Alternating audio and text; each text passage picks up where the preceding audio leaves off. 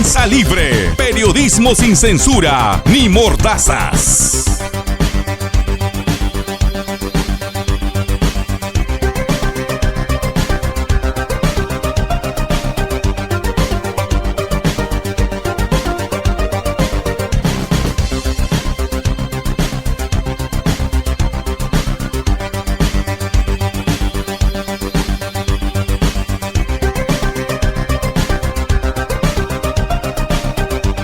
Prensa Libre. Periodismo sin censura ni mordazas.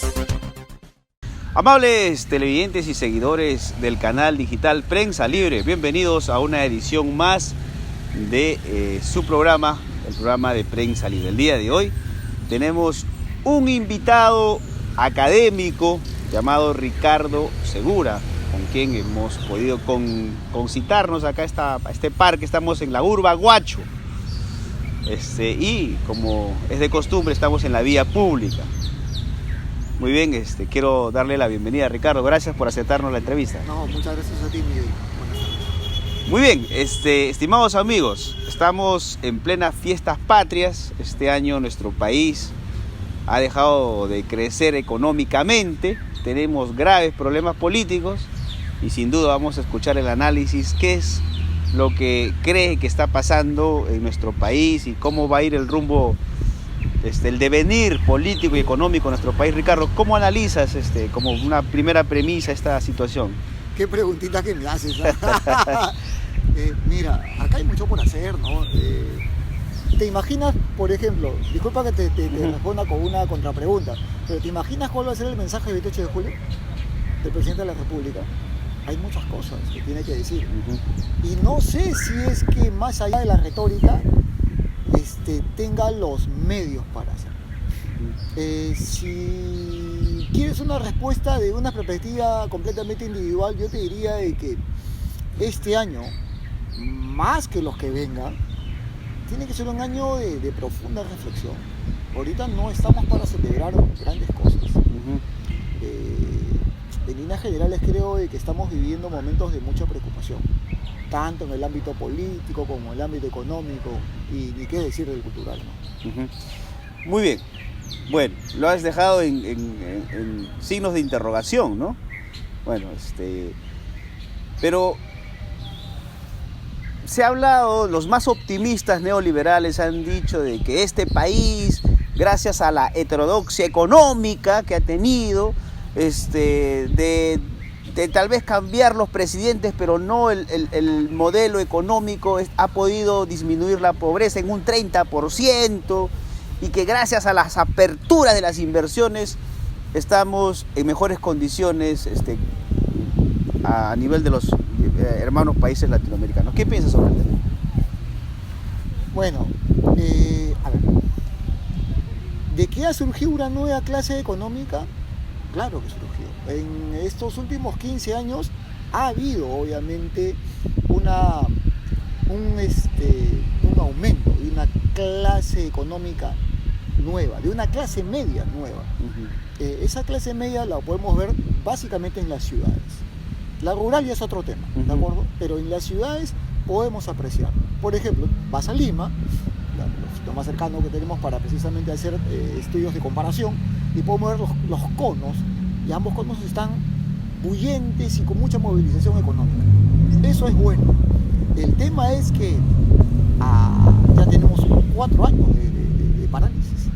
Las dos anteriores con Humala y estas dos que han estado básicamente desarrolladas con el tema del conflicto político partidario. Y eso lamentablemente ha distraído al Ejecutivo en las tareas propias de la economía, que básicamente era la gestión de los grandes proyectos de desarrollo económico, llámese minas, pesca, desarrollo forestal, turismo, etcétera, etcétera. Sin embargo, yo podría decirte una cosa, ¿no? Si hasta hace 4 años podíamos observar una clase media con proyecciones de consolidación, hoy podríamos ver a una clase media con posibilidades de involución. Es decir, esa clase media que actualmente existe y que anteriormente fue pobre puede regresar a su estadio anterior. debido a la parálisis económica. Hay en el mundo una política que no tiene tal vez, por lo menos en el contexto actual en el cual estamos, no tiene todavía la importancia, ¿no? Que es la política medioambiental. Nosotros, al ser un país que ha dependido de la extracción de materias primas y depende, no hemos podido encontrar un equilibrio entre cómo explotar la riqueza que tenemos y equilibrar el daño medioambiental, ¿no? Por eso que lo que está pasando en Tía María, o lo que ha pasado en Conga, ha hecho pues que los pueblos que nunca han sido beneficiados hayan reaccionado de la manera tal que no les ha importado perder la vida por cuidar las aguas y por cuidar los cerros. ¿Qué opinas sobre el tema? Mira, Miguel, yo soy convencido de que este país es un país minero. Y un Estado que se precie de tal no puede renunciar a la explotación de esos recursos. Pero recuerda que el desarrollo de la mina llega con los españoles. No podría, bueno, yo discrepo en esa parte, Ricardo, discúlpame, pero nosotros hemos desarrollado la agricultura en los lugares muy accidentados y culturalmente somos agrarios. No necesariamente somos lo que se ha encontrado del oro y todo eso era pues, la orfebrería era pues parte del protocolo, digamos, de la cosmovisión andina, ¿no? Pero no somos mineros. Bueno, yo tengo que discrepar contigo. El mito de Perú, país agrario, yo creo que es evidente. Es evidente en cuanto a un acerto falaz. Las pocas tierras productivas que tiene el Perú, con las justas, están utilizadas básicamente para la siembra del arroz. Y en la selva, por ejemplo, que tenemos la más amplia extensión de terreno fértil para desarrollar agricultura, ganadería, no se está usando. ¿Cuántos millones de personas murieron en el genocidio de la invasión española? Y la pregunta es de qué vivían, si no era de la agricultura. Sí, claro. Sentido común, Ricardo. Sí, pero acá hay un asunto, pues. El régimen económico que actualmente impera no es la autarquía india. Ah, claro, eso ya, sí. Es el sistema capitalista. Y el sistema capitalista, más que necesitar sino que la cuestión, papas y camotes, la cuestión era de que no necesariamente somos un país minero, somos un país minero por imposición de intereses, ¿no? Mira, Miguel, nosotros tenemos un banco minero que solamente está siendo explotado hasta el momento solamente en su 10%. O sea, hay un montón de proyectos mineros paralizados, en proyección, perfilados, pero es que el gran problema es mira, que el problema es social. Claro. El problema es social. Es decir, yo sí entiendo una cosa, que efectivamente hay un conflicto entre capital y comunidad. ¿Ya? ¿Por qué? Porque obviamente cuando aparece un complejo minero hay un impacto en la ecología y hay un impacto en el modus vivendi de la comunidad. Si esa comunidad es agrícola, ¿de acuerdo? Claro. Cuando viene la mina, lo que primero que va a necesitar es mano de obra. Y obviamente el agro no puede competir en materia de jornal con una empresa minera. Las empresas mineras van a pagar mucho mejor a sus trabajadores.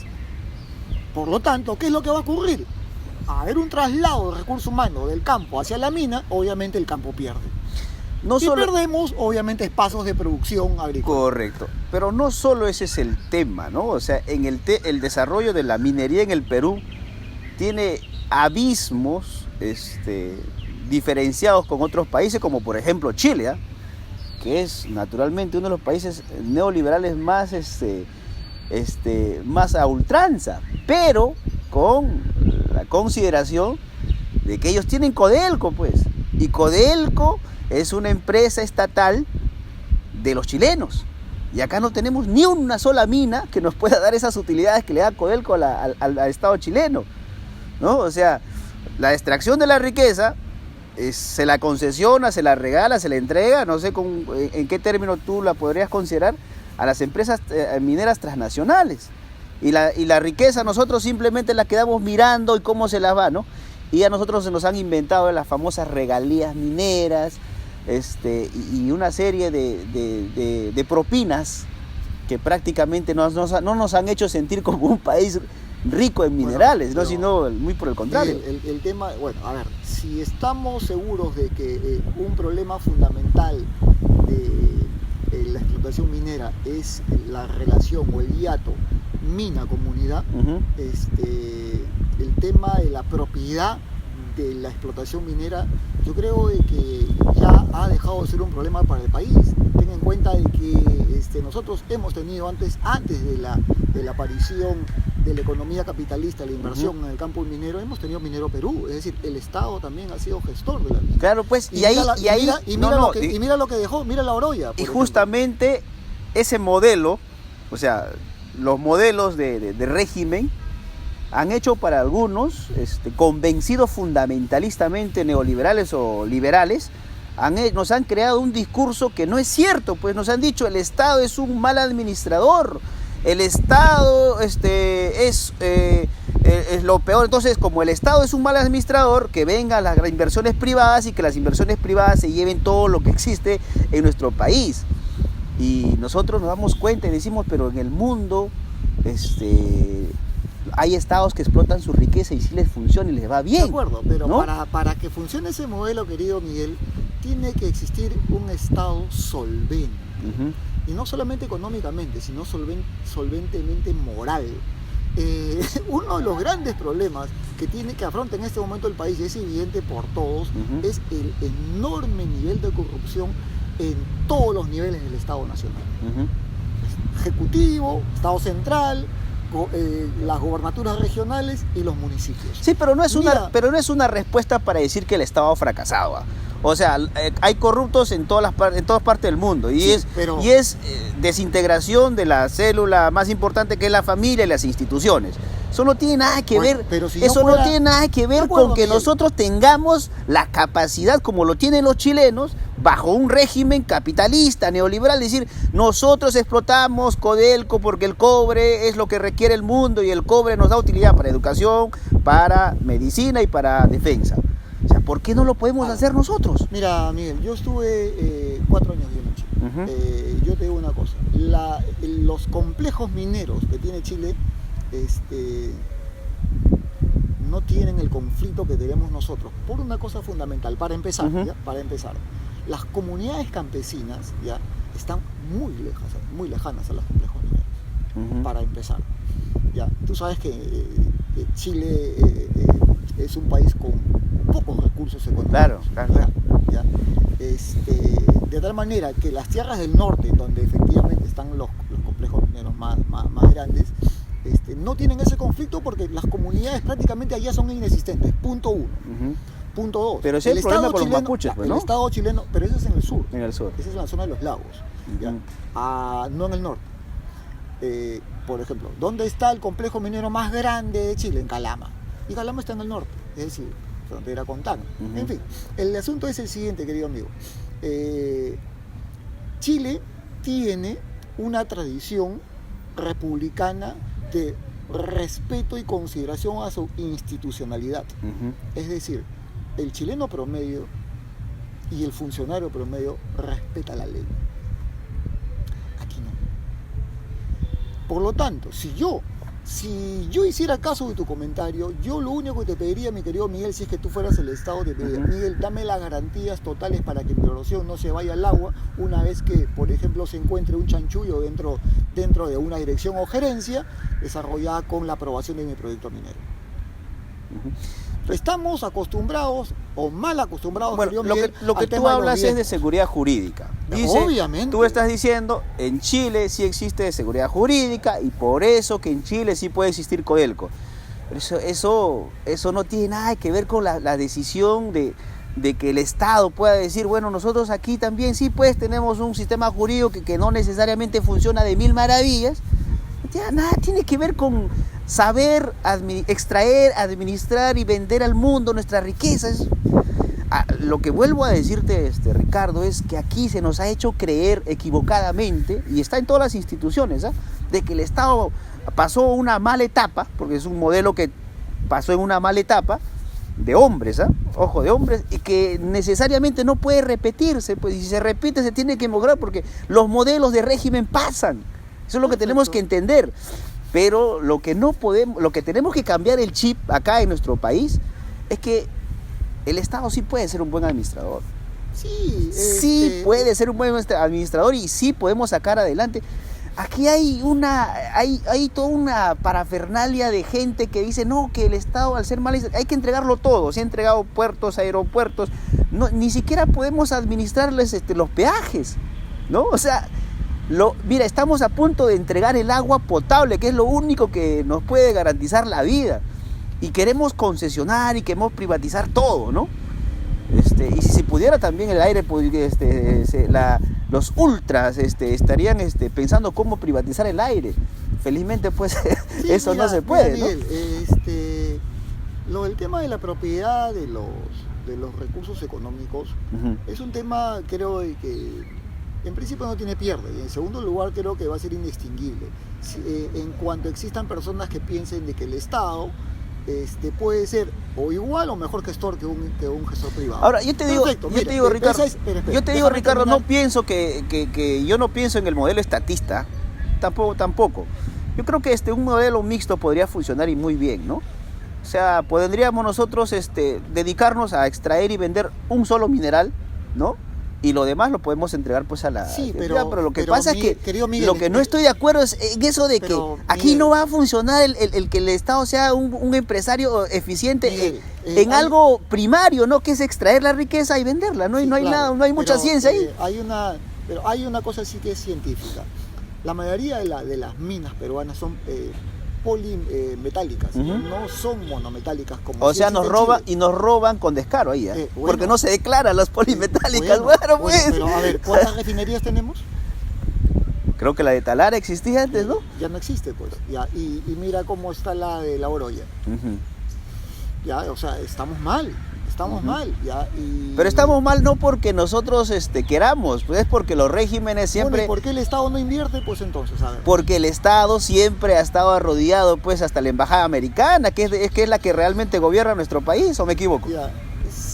No sé, la verdad no sé. Bueno. O sea, yo creo que para explotar minas no necesitas el permiso de los políticos norteamericanos. Lo que necesitas básicamente es plantear una buena opción de negocio, ¿de acuerdo? Y el Estado peruano hasta el momento no plantea una buena opción de negocio. Por ejemplo, estamos de acuerdo en que no existe una garantía jurídica. Si tú quieres que yo venga a invertir al Perú, yo tengo que tener un mínimo de garantía jurídica para que precisamente por un escandalete concernido con la corrupción, tus inversiones no puedan peligrar. Exactamente. ¿Ya? Punto uno. Punto dos, tiene que existir recurso humano calificado. Tú bien sabes que la mina, si bien es cierto, mueve millonadas de dinero y mueve millonadas de logística relacionadas con el tema de la mecánica, para decirlo en palabras gruesas, lo que no tenemos en abundancia son profesionales. ¿Entiendes? Pregúntate tú, para empezar, ¿cuántas facultades de ingeniería de minas existen? Pero Ricardo, tú sabes que en estos tiempos, como decía Oya, a los técnicos se los alquila pues por sus servicios, entonces, se les trae. Yo quiero un buen técnico, llamo un brasileño, muy bien. Los traigo y hago funcionar la máquina. Sensacional. Simple, no es tan como sensacional, ¿ves? O sea, es importantísimo la presencia de capital privado. ¿Ya? Tercerizando, ¿ya? O no, pero es importantísima la presencia de la privada en el tema de la exploración y explotación de los recursos naturales. Porque si no, vamos a estar así, conflictuados con las comunidades campesinas, ¿ya? Por un tema de entre un oro o el agua. Y no estamos, o sea, mira, ha pasado un gobierno como el de Humala, en el cual se paralizó Conga, y ahora parece que Tía María va a sufrir el mismo destino, y eso es bastante preocupante, porque nos guste o no, es la inversión minera la que por el momento, y no otra, la que mueve las arcas fiscales y la economía nacional. Totalmente de acuerdo, pues, ¿no? Y eso ha sido la gran razón para la deuda pública, por ejemplo, ¿no? Entonces, el Fondo Monetario Internacional ha dicho este país bananero, esta republiqueta que está ubicado muy bien en Latinoamérica, siempre lo vamos a tener en el cogote porque tiene deuda con nosotros y siempre vamos a sugerir que vendan sus minas baratitos, ¿no? Los entregue de forma tan fácil. Pero en fin, ¿cómo ves algunos modelos interesantes, por ejemplo, de soberanía, que a veces vemos con cierta envidia? Por ejemplo, ¿cómo ves el modelo boliviano de Evo Morales? Interesante. Ahí funciona, por ejemplo, lo que te decía, los negocios mixtos, ¿no? El Estado y también la empresa privada. Claro. Bueno, aquí también existe, ¿no? O sea, acá tenemos APPs, ¿no? O sea, de que hay inversión estamos hablando privada, de la economía que mueve. A lo que voy es esto, pues. En principio, los bolivianos se han cuidado de transparentar la gestión estatal. En segundo lugar, no existe conflicto entre Estado y comunidad. El conflicto con el cual empezó Evo Morales cuando llega al poder por primera vez, ¿te acuerdas? Fue con Santa Cruz. ¿Te acuerdas? Eso ya se extinguió. ¿Y sabe por qué no hay conflicto, Ricardo? Porque, y no sé si hay que entramos ya al terreno más político e ideológico, es que no hay conflicto porque la riqueza se está distribuyendo, pues. Exactamente. ¿No? Y cuando la riqueza se distribuye, todos estamos contentos. Exactamente. Más allá de los lunares de corrupción que siempre van a existir por voluntad humana, ya no por política estatal o gestión o una forma de hacer las cosas, como aquí sí existen los diezmos, por ejemplo, Bolivia se ha cuidado mucho precisamente de que su Estado sea un Estado fiable para el inversor extranjero. Esa es la razón por la cual, por ejemplo, ni los brasileños, ni los franceses, ni los canadienses, una vez que Evo decidió, entre comillas, estatizarlo, nacionalizar, ¿no? Claro, ya, no se fueron, renegociaron y no pasó nada, ya. Yo estoy de acuerdo contigo en una cosa, el Estado peruano, lamentablemente, desde los años 90, no ha aprendido a saber negociar las cosas. Aparentemente en la mente de los funcionarios públicos desarrollados básicamente con los sectores productivos aún existe ese temor de que si tú te pones fuerte en el momento de negociar las cosas, el capital se va a ir. Pero ya no estamos en los 90s. Ha pasado mucha agua bajo el puente. Entonces, si hay formas diversas de gestionar recursos y hacer negocio, yo no sé por qué la actitud, y ahí sí, el chip de los gestores de negocios a nivel estatal no lo cambia. Buena pregunta. El filósofo alemán Hegel y Augusto Comte, otro filósofo, decían de que cuando hay conflictos, el Estado debe poner orden, ¿no? Debe poner orden, debe haber de que los que protestan, los que están belicosos, son porque no han adquirido la razón y la ciencia, ¿no? Bueno. ¿No? Eso es lo que decían los filósofos, ¿no? De que la seguridad jurídica, de que la coerción para la paz social es necesario y que el Estado tiene que ser fuerte, el Estado fuerte, ¿no? Pero por ahí sale, pues, Carlos Marx le dice, un momento, ellos no protestan, no se ponen belicosos, porque necesariamente quieren destruir el Estado. Ellos se ponen como se ponen porque se están muriendo de hambre, porque no tienen acceso a la salud, porque no tienen acceso a la educación y porque están tratando de sobrevivir. Es lo que pasa, pues, en Tía María el día de hoy. Si tú analizas, ese es un pueblo miserable, es un pueblo que no tiene necesariamente el acceso a servicios que tal vez nosotros sí los tenemos. Allá no hay agua potable, hay agua sí, pero no es agua potable. Los servicios de salud son pésimos, hay un médico en cada comunidad, la seguridad social no existe. Entonces, obviamente, te planteo aquí, la pregunta es, ¿existe todavía la lucha de clases? Eso es un aparato de museo, como dicen algunos. ¿Qué piensas tú? A ver, para empezar, el valle de Arequipa es un valle... El Valle del Tambo. Del Valle del Tambo, exactamente. Es un valle muy rico. Como los mismos campesinos dicen, es la despensa de Arequipa. O sea, pobre no es. de tal manera que los campesinos, que básicamente comercian sus productos con la ciudad, ganan un dinero que les permite vivir no en la miseria, tal vez ajustadamente por los precios, pero de ninguna manera es un valle misérrimo, de ninguna manera. Esa es una de las razones del conflicto, pues, ¿me entiendes? Porque ellos están viendo y que con su tierra están ganando. No, te pongo la siguiente figura. Y el tema es, déjame Sí, adelante. ¿Ya? Entonces, el tema, como te decía al principio, es, muy bien, yo gano con mi tierra determinada cantidad de dinero. ¿Cuánto me va a dar la mina? ¿Y qué va a pasar con mi tierra mientras el proyecto minero se desarrolle y exista? Esas son las preguntas ahora, que han generado en la población incertidumbre. Claro. Ahora bien, la lucha de clases efectivamente existe, ya, porque este es un país clasista, ¿de acuerdo? Pero a lo que voy es que lo que está planteando la comunidad no es una lucha de clases, es una lucha de intereses. Que en esencia es lo mismo, pues, ¿no? Bueno, no es lo mismo. Ahora, te pongo la siguiente figura. Yo creo que, es que querido Miguel, discúlpame, para cerrar la respuesta, porque me planteas una pregunta, sí. y si no me dejas completar la pregunta, adelante. Esta respuesta, tu pregunta no va a ser contestada adecuadamente. Adelante. Entonces, a lo que voy es que los señores del Valle del Tambo no tienen una conciencia proletaria. ¿Ya? Y ellos no están cacareando por el mundo de que los proletarios tienen que unirse para luchar contra el capital minero. No, ellos básicamente están luchando por el cuidado de su agua y de su tierra, por lo tanto sus intereses, su modus vivendi, su forma de vivir. Ese conflicto, que es económico, que es político, que es social, también tiene una enorme cultural.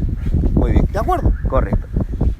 Ahora, permíteme ponerte la siguiente figura que creo que para que puedas tal vez mejor entenderme, ¿no? Yo siembro cebollas en el Valle del Tambo. Me dedico casi todo el año a sembrar cebollas. Por supuesto que al vender las cebollas voy a tener capacidad adquisitiva, pero del lugar de donde yo estoy para adquirir salud es todavía hasta en la ciudad. Y no necesariamente la salud está pues al acceso mío. ¿Por qué? Porque hay un Estado indolente que no le interesa poner salud. Lo mismo con el tema de la educación, lo mismo con los servicios que el Estado brinda, ¿no? Por eso te decía que esta gente todavía vive pues en condiciones, por más que tengan capacidad, todavía vive en condiciones sin acceso a los servicios del Estado. De acuerdo. ¿No? Muy bien. Con respecto a que yo no distingo la diferencia entre la lucha de clases de forma ideologizada, ¿no? Con el tema del interés. Una clase social se levanta contra otra porque tiene un interés, ¿no? No es porque necesariamente ha perdido la razón y no, o sea, eso es lo que decía el viejo Carlos Marx, pues, ¿no? O sea, una clase social tiene que organizarse para derrotar a la otra clase social que es egoísta, ¿no? Que trata de acumular egoístamente la riqueza y no la distribuye. Entonces, allí cierto, pues, ahí se está peleando porque no venga la minería, porque se ha demostrado que la minería no beneficia a todos, sino beneficia a un pequeño grupo reducido que lamentablemente experiencias como la de Huancavelica y como otros lugares no han dado no son ejemplos pues donde ellos puedan aceptar, ¿no? Entonces, el hecho de que no esté latente la organización ideológica y política no quiere decir que no exista lucha de clases. Por supuesto existe lucha de clases, ¿no? Pero en formas, pues, diferentes, ¿no? Pero el asunto es que si seguimos la lógica de Carlos Marx, qué bueno que los campesinos de Conga no están pensando en asesinar a todos los pequeños burgueses interesados en el proyecto minero desarrollado. Eso es bueno. Lo que piden básicamente es entendimiento con el Estado y con la empresa privada. Ellos quieren dialogar, no están cerrados al diálogo. Pero Carlos Marx nunca habló de violencia. Creo que el que habló de violencia fue Lenin, ¿no? Discúlpame, ¿qué cosa es sino la dictadura del proletariado, ¿no? Y qué cosa básicamente es que el proletariado se rompa su estatus de alienación para adquirir una conciencia de clase y a partir de esa conciencia de clase transformar el mundo. Pero qué ironía, ¿no? Los países más desarrollados en estos tiempos han sido en su momento dictaduras, ¿no? Del proletariado. Por ejemplo, China en su momento fue una dictadura muy cruenta, pero fue la dictadura del proletariado y el día de hoy es uno de los países más voraces en el tema de desarrollo. Lo mismo Rusia, ¿no? Era un país semifeudal, atrasado, con hambrunas, con miseria, pero entró en un régimen socialista y el día de hoy es un país meramente pues dentro de los países desarrollados, ¿no? Por ahí están. Entonces, los modelos, hay modelos que han fracasado, pero hay otros modelos que han sentado las bases para el desarrollo. Lo que ha fracasado básicamente es la gestión total del Estado de los recursos económicos. Ni los chinos lo hacen. Y los rusos hace mucho tiempo que básicamente que dejaron de hacer obviamente ya, o sea, tú ya ni en China ni en Pekín tú escuchas la palabra NEC, ¿no? ¿Por qué? Porque obviamente han comprendido muy bien a partir de la experiencia de que esa forma de gestionar negocios y gestionar el Estado no funciona. No funciona por muchas razones. Y ya hemos mencionado una: falta de recursos humanos, falta de tecnología. Entonces los mercados necesitan siempre integración, y para efectivamente que exista integración tú tienes que necesitar básicamente una capacidad de empatía y de diálogo con la otra parte. Si tú estás pensando en viendo al otro como un enemigo potencial, sea de clase o lo que sea, ya estamos en problemas, porque esa actitud en principio va a ser un obstáculo precisamente para ponernos de acuerdo en negocios, en gestión, en lo que tú quieras. ¿De acuerdo? Analizando la política, hace rato hablabas del tema de la violencia, que es un país, ya no vivimos en un país, la violencia ya no es por motivos políticos, ¿no? La violencia es por la delincuencia organizada, que es la que nos está llenando de mucha conmoción. Sin embargo, te planteo la siguiente cuestión. ¿Qué crees que haya pasado en esa fractura terrible que nos sucedió en los años 80 y 90 con respecto a los movimientos subversivos? En algún momento se consideraba Sendero Luminoso como el movimiento subversivo más letal del mundo por los desaparecidos o por la forma tan abstracta que era pues de su desarrollo, ¿no? Lo mismo con el MRTA. ¿Qué piensas sobre estos temas que a veces no sabemos cuándo tratarlos, cuándo conversar de parte académica? Porque a veces cuando se habla de esos temas linda ya con los agentes de seguridad del Estado que nos terminan escuchando. Sí, claro.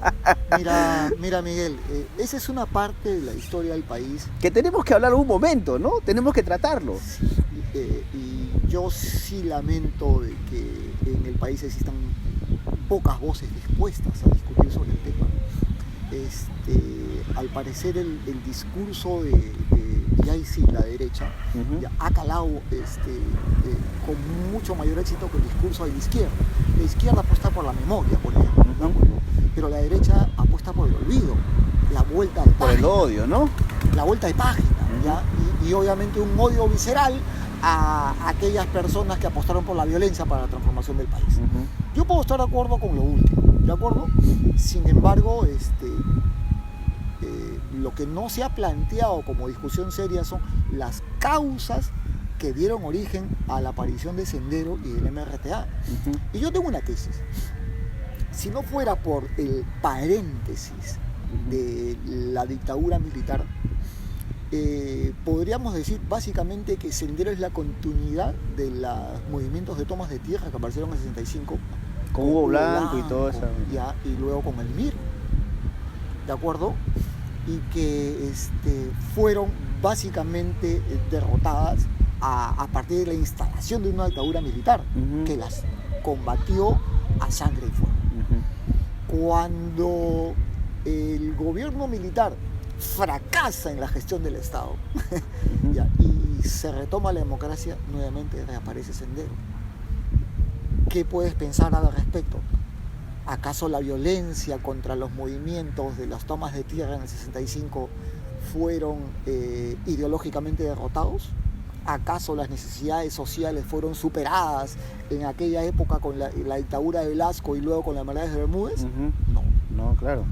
Eso explica Sendero y 3 años más tarde la aparición del MRTA. Claro, por supuesto. Ahora, ahí... Yo estoy completamente de acuerdo con Claro, ahora, dentro de eso... con la preocupación tuya, ¿no? Dentro de eso también hay que ubicar, creo que como factor importante para la capacidad de ideologizar a tanta gente, el tema de la escuela de oro, ¿no? O sea, la capacidad, la mayoría de cuadros políticos de Sendero o de el MRTA son cuadros académicos que han hecho un análisis de la realidad peruana y tomaron la decisión de diseñar. Pero son productos pues de una escuela de oro que instruía, que emprendía con la lectura como una forma de encontrar respuestas al mundo. Yo no creo que con esta educación que nosotros tenemos podamos tener un movimiento de subversión, porque la educación que tenemos pues es totalmente ignorante y que, discúlpame el término, y basura, ¿no? O sea, nadie podría entrar formarse como un cuadro político con la educación que nosotros tenemos, porque está totalmente paupérrima, ¿no? En contenidos y en todo, en el respeto que me merecen los maestros que difícilmente son considerados en nuestro país. En fin. Pero Miguel, disculpa que te interrumpa. Yo he sido militante de izquierda. Uh-huh.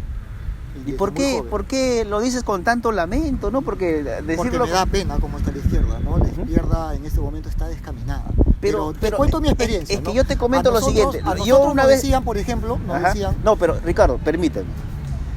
No te vayas a equivocar, porque mucha socialdemocracia se reclama izquierda. Algún momento yo escuché una discusión en la Plaza San Martín, me imagino que tú también por ahí has podido ver que ahí hay unas reyertas interesantes a veces, ¿no? A veces, cuando salen los sanmarquinos y se encuentran por ahí con la gente de Villarreal. Y en algún momento escuché algo interesante y te la comparto, ¿no? Dijo, la única izquierda que existió en el Perú fue la que se fue a la lucha armada, ¿no? Porque la izquierda que se quedó nunca fue de izquierda, fue la socialdemocracia que ahora se viste pues de izquierda. ¿Qué piensas de eso? Bueno, nuevamente, pues estamos en las formas o los métodos de resolver los problemas del país. Uh-huh. Hay un grueso número de izquierda, por lo menos en mi década, ¿no? En los 80, ¿no? Que apostaba por la lucha armada. Es más, nuestros líderes nos decían, muchachos, prepárense para la revolución. Uh-huh. Y cuando nosotros le preguntábamos, ¿cuándo llegará? ¿Y cuándo? Todavía no es el momento. Aún no es el momento. Pasaban los años, ¿y cuándo la revolución? Porque siempre las asambleas eran básicamente para desarrollar los planes máximos y mínimos de cara a ya, una vez victorioso la revolución, tomar el primer día el poder del Estado y transformar el país por arte y bloque. Increíble, ¿ya? Así sesionábamos, pues, ¿ya? Y era increíble también porque si aquí, por ejemplo, estaba sesionando el Partido Comunista, por allá tenías a la UDP, ¿ya?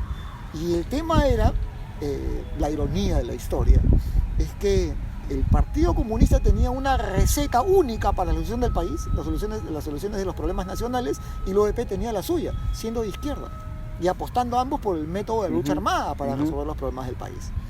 ¿Qué pasó con ese proyecto? Se liquidó solito, implosionó, ¿ya? Yo creo que desde mi experiencia te puedo decir una cosa. El Sendero Luminoso fue catalogado por la propia izquierda tibiamente como compañeros equivocados. Y recién empezaron a condenarla cuando Sendero mismo empezó a asesinar a los cuadros de la izquierda formal. A los cuadros que apostaban precisamente por la institucionalidad del Estado, por trabajar en instituciones que puedan consolidar la presencia, por ejemplo, de la mujer en la política. Ahora, cuando existe una revolución, los que van a la revolución, a los que no van les dicen contrarrevolucionarios, pues, ¿no? Sí, claro. Y los que están en la revolución están en el camino correcto.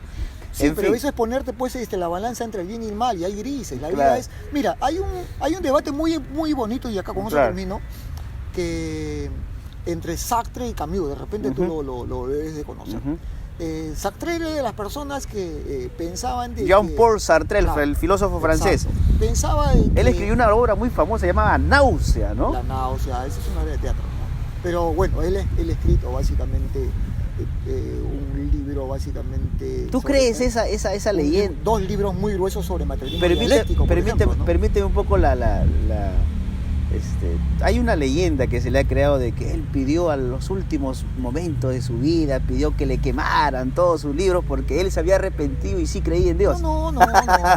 Eso es una leyenda de los enemigos. Una alegoría Sí, bastante... no. Una Pero, propaganda de sus adversarios. Claro, el asunto es que tú bien sabes que en su momento Sartre se llega a reunir con el Che Guevara.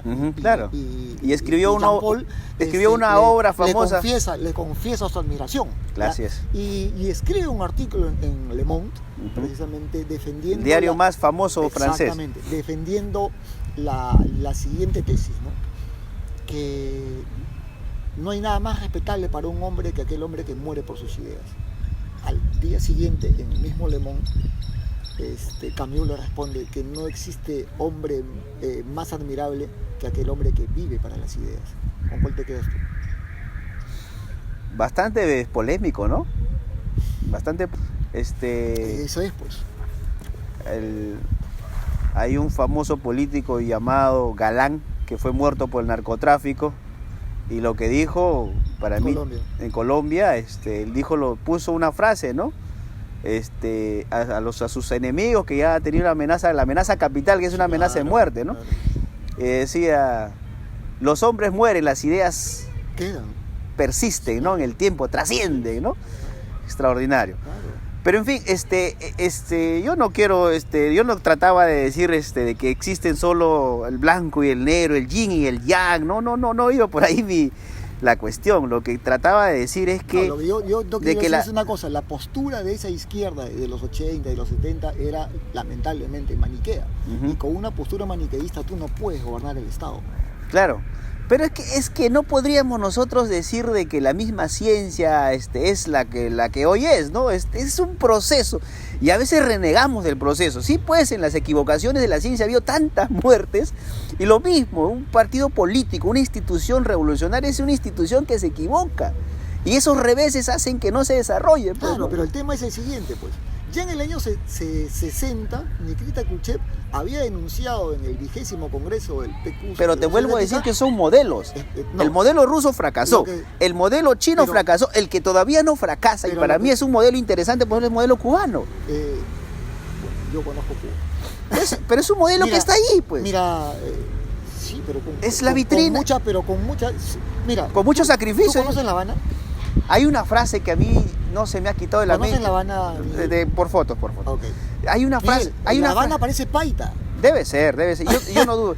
Pero hay una frase que a mí no se me ha quitado de la memoria. Dice, 6.000 millones de niños en el mundo mueren de hambre y ninguno es cubano. Sí, de acuerdo. Interesante. Interesante. Interesante el poder de la propaganda del Estado.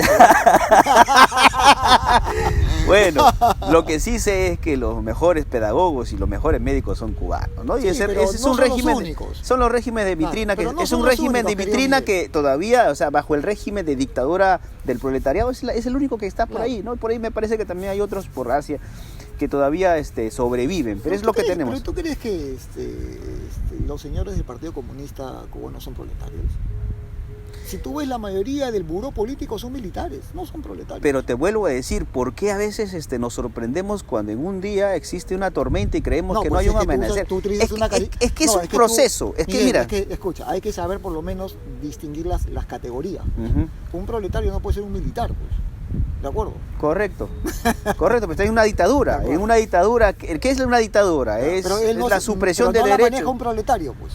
Por supuesto, pero es que lo que quiero decirte es que es un modelo muy particular. Los modelos, por ejemplo, casi todos los modelos del capitalismo han fracasado. Y cada vez que fracasan nos ponen y nos van probando cada modelo, ¿cierto? El modelo neoliberal ya fracasó. Pero por ejemplo, hay una cosa que tienes que tomar en cuenta, y eso te lo voy a hacer recordar, porque eso lo decía Carlos Marx, precisamente, cuando hablaba sobre el capital.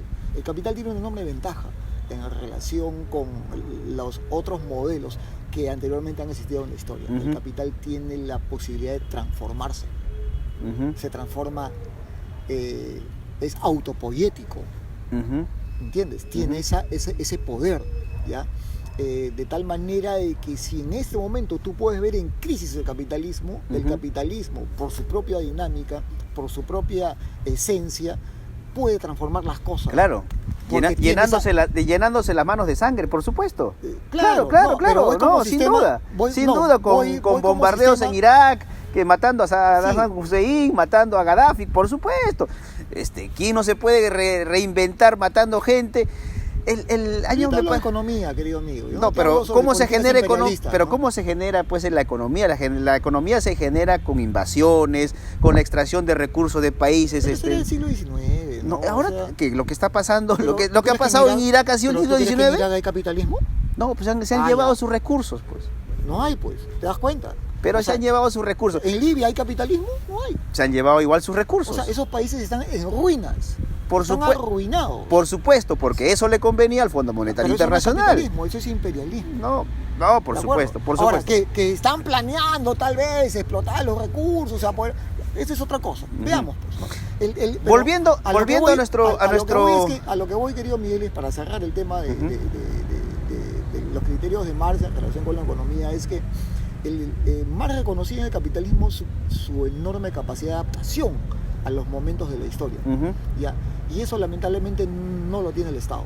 Ningún gobierno, ninguna dictadura proletaria lamentablemente ha sabido adaptarse a los cambios de siglo siquiera. Esa es la razón por la cual han fracasado. ¿Entiendes? ¿Por qué? Porque, y tú lo sabes muy bien, porque tú eres una persona leída, los dogmas, las actitudes dogmáticas están imposibilitados básicamente. Te pregunto, ¿y por qué no podría ser esa máxima que tú... Déjame terminar, por favor. Adelante. Los criterios dogmáticos no tienen la capacidad de dar cuenta de las contingencias. Ese es el gran problema. Te pregunto, ¿tú crees que el capital, de la obra máxima de Marx, que creo que por autoría son solo los dos primeros tomos, ¿no? El tercer tomo me parece que es una recopilación ya de los marxistas. No, hasta el tercer tomo es porque el tercer tomo es precisamente trabajo de campo, además, el más valioso sobre todo. Te pregunto, ¿el Capital fue hecho bajo el método dialéctico? Sí, claro, qué duda cabe. ¿Cierto? Claro. Por supuesto, así como los 7 ensayos, algo de dialéctica tiene, pero ¿no? el método de Marx, o sea, desde la perspectiva dialéctica, y en ese siglo era un método dialéctico mecanicista. Entonces, ahora las cosas han cambiado. Ya nadie puede pensar las cosas en criterios mecanicistas. No, discúlpame, pero Carlos Marx no plantea las 4 leyes de la dialéctica. ¿Y ahí? ¿No? Y eso no es mecanicista, pues. ¿Por qué no? O sea, ¿tú crees que la realidad opera así? Punto 1, punto 2, punto 3, punto 4, y si no, ¿no es? No, pero en la realidad se cumplen las leyes dialécticas. Todo está en cambio. ¿Se cumple o no se cumple? Ya, pero eso es una ley que se cumple. Pero eso también es termodinámica. No, por supuesto, pero es una ley de la dialéctica, pues. O sea, otro es los saltos cuantitativos cualitativos, se cumple. Sí, de acuerdo. ¿No? O sea, la lucha de los contrarios se cumple en cada instante. De acuerdo. Entonces yo creo que la dialéctica para mí es la esencia académica más resuelta y cumbre de Marx. Pero ¿y entonces por qué vamos a ponerlo así, los proletarios del Valle del Tambo no aplican la dialéctica? Y entonces, al proponer una tesis, el Estado proponer una antítesis. Una antítesis, ¿por qué ellos no resuelven la síntesis? Porque hay lucha, pues hay antagonismo, hay intereses antagónicos. Ellos postulan su tesis y no proponen una pero síntesis. Tú sabes que hay intereses, intereses antagónicos. Intereses. Antagónicos. De acuerdo. Intereses. Intereses. ¿Qué es lo mismo pues en la clase de la lucha de clases, ¿no? O sea, nadie tiene un interés porque es una satisfacción poética, ¿no? Mira, yo creo que las discusiones sobre marxismo son interesantes, sin embargo, remarco, ¿no? ¿Tú crees que son estériles en estos tiempos? Desde la perspectiva de la lucha de clases está como la planteaba Marx, claro que sí, ¿no? O sea, ahora el estudio de las clases sociales desarrolladas, por ejemplo, por marxistas como Dahrendorf, Popper, ¿ya? Te hablan básicamente, prefieren hablar sobre conflictos de clase.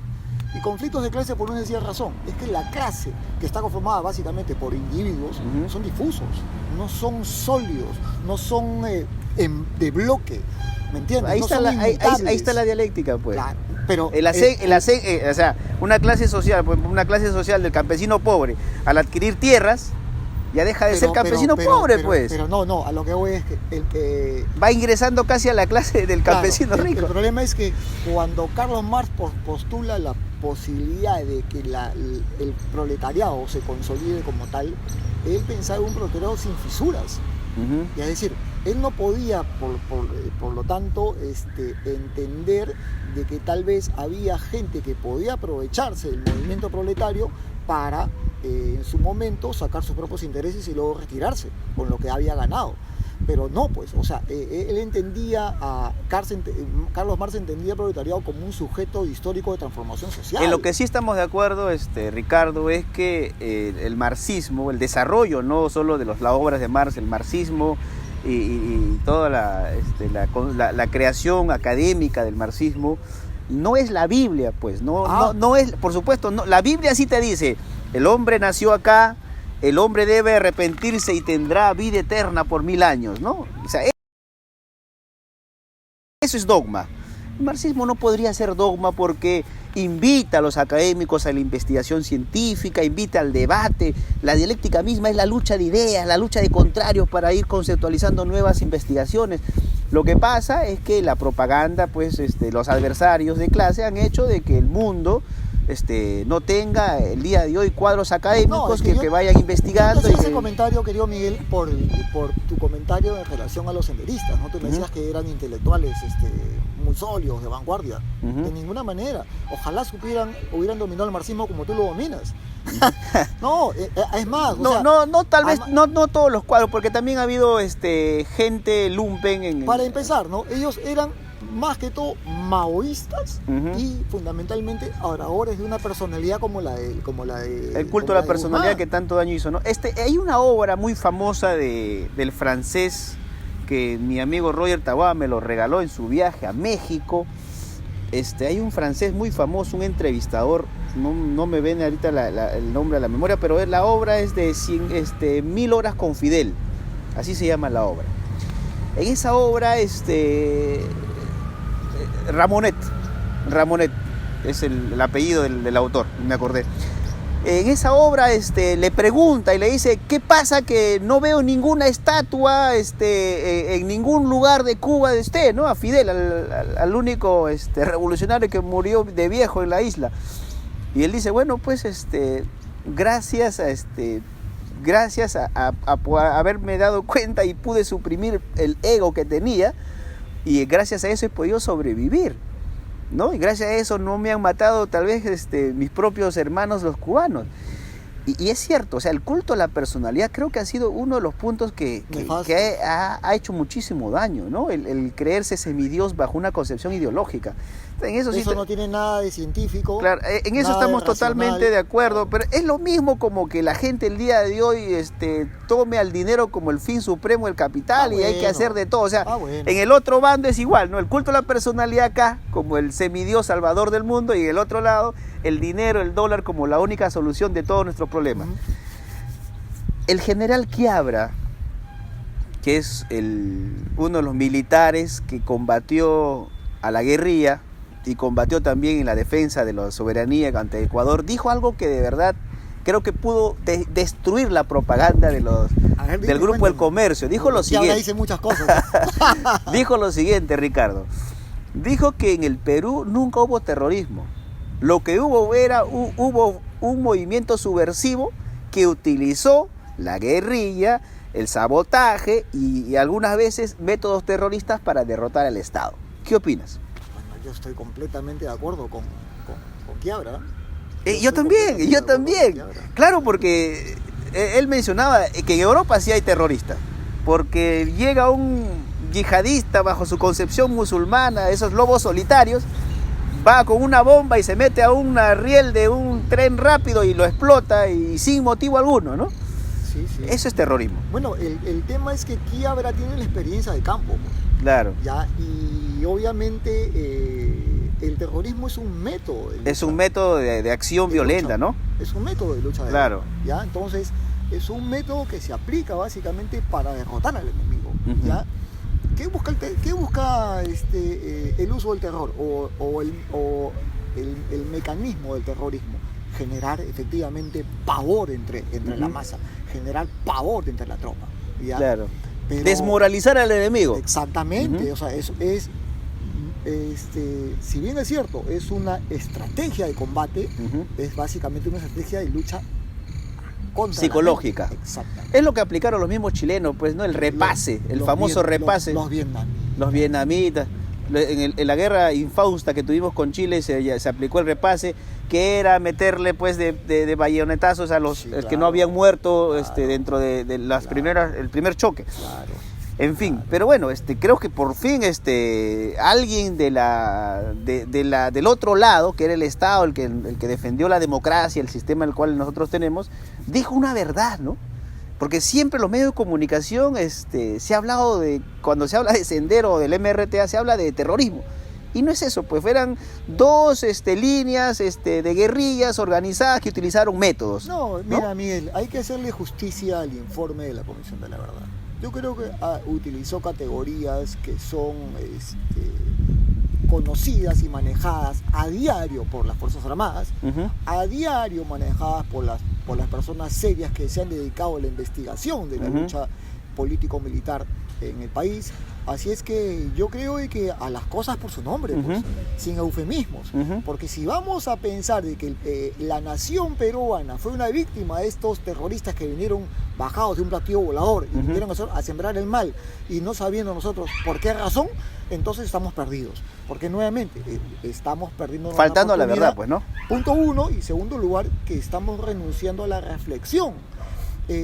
Vamos a celebrar dentro de 3 años el bicentenario de la República, ¿ya? Y esta herida no ha sido resuelta. Aún faltan el tema de las reparaciones. Claro. Aún falta un cambio también de chip dentro de las Fuerzas Armadas en su relación con la civilidad.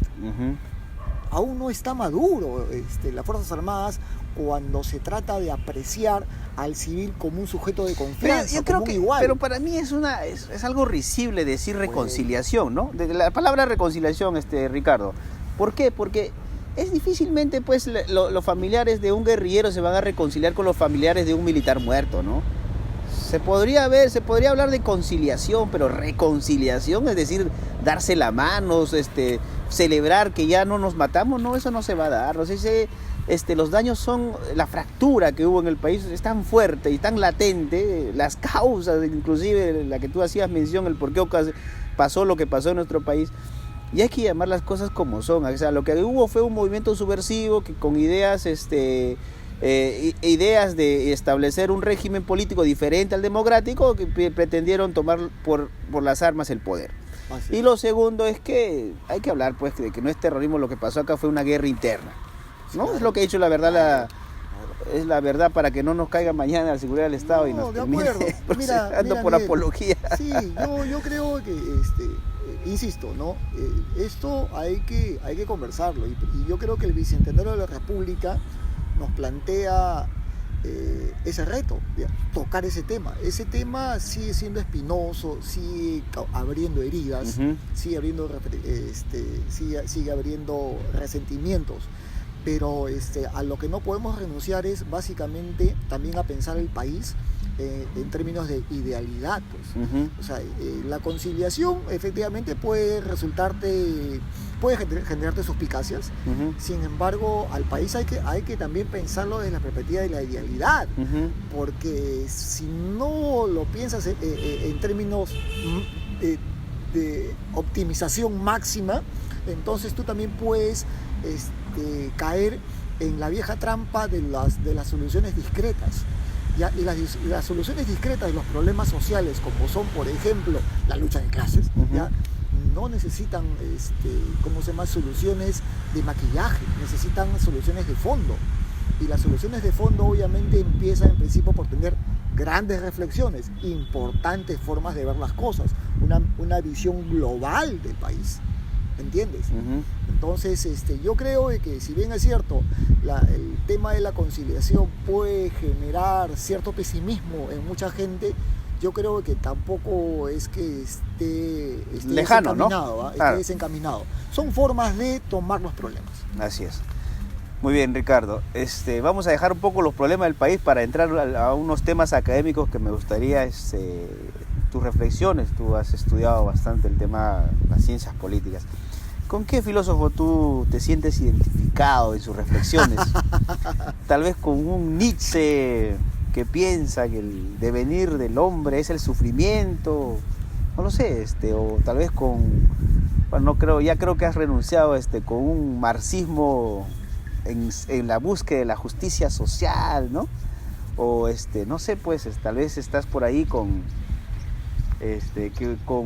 no sé, otro filósofo como Sócrates, no sé, ¿con quién te identificas tú? Tengo varios, ¿no? Tengo varios, y el marxismo no es la única teoría filosófica que ha apostado por la justicia social, ¿no? Uh-huh. O sea, si tú que has leído mucho más que yo sobre marxismo, entenderás que el marxismo se inscribe dentro de una doctrina humanista. Uh-huh. Y entonces el humanismo tiene prácticamente ya 500 años de vigencia, ¿no? Entonces el humanismo es mucho más antiguo que el marxismo, por lo tanto. A mí lo que en líneas generales me convoca siempre a reflexión es la preocupación por todo lo que tenga que ver con lo humano, ¿no? Uh-huh. Y en ese sentido pienso al igual que Marx, nada del humano me es extraño, ¿no? Uh-huh. Ni es ajeno, todo lo contrario, siempre me suscita preocupación, reflexión, aunque el país mal pague, ya, de todas maneras se necesita pensar qué filósofo he descubierto para mi placer, ¿no? Peter Sloterdijk, por ejemplo, ¿no? Uh-huh. Es un filósofo que para mí es fundamental.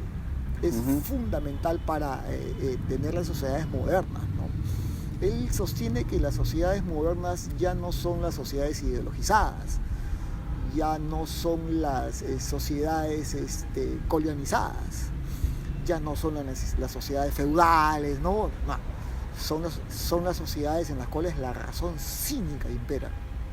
Uh-huh. Y en base a ese presupuesto es que desarrolla toda una teoría y diagnóstico de la sociedad contemporánea que es muy la razón cínica.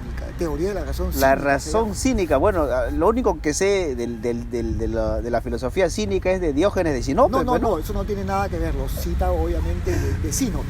¿Ya? Claro. Claro, la vida al libre albedrío, ¿no? Eso es lo que postulaba la filosofía cínica de... lamentablemente no hay nada escrito sobre Diógenes, ¿no? Son relatos de otros, claro. Exactamente, ¿no? Sobre todo su encuentro con Alejandro, por ejemplo, ¿no? Que cuando Alejandro le dice, maestro, ¿en qué puedo ayudarlo? Y le dice, bueno, nada, solamente quítate de ahí porque me estás quitando la luz del sol, ¿no? Claro. Él vivió un barril, ¿no? Claro. En fin, ¿no? Sloterdijk, por ejemplo, desarrolla, pero bueno, esta es una disquisición ya bastante intelectual y una visión hermenéutica de uh-huh. cómo interpretar a Diógenes. Él decía que para él Diógenes es el primer filósofo materialista de la historia, ¿no? Uh-huh. Porque él criticaba a la sociedad con pelos y señales. Claro. Con pelos y señales, y así, o sea, literalmente con pelos y señales, ¿ah? El pasaje de sus hazañas filosóficas es cuando, la que me impresionó fue cuando dijo, un rey le dijo, si quieres hacer tus necesidades, hazlo hazlo en el lugar más sucio de esta casa, y le terminó escupiendo, ¿no? Sí, claro. O aquella como el concepto de Platón, ¿no? Uh-huh. Platón definía al hombre como un animal bípedo e implume. Uh-huh. Entonces dicen que Diógenes se aparece en el ahora, coge un pollo, ¿ya? Lo despluma, uh-huh. lo tira a la calle y le dice, ahí el hombre de Platón, ¿no?